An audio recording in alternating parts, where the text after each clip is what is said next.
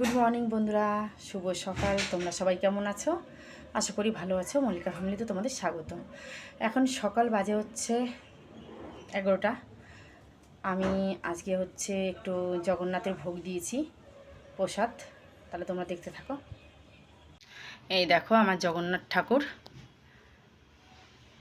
ফুল দিয়ে সাজিয়েছি। আর ভোগে দিয়েছি সুজি, লুচি,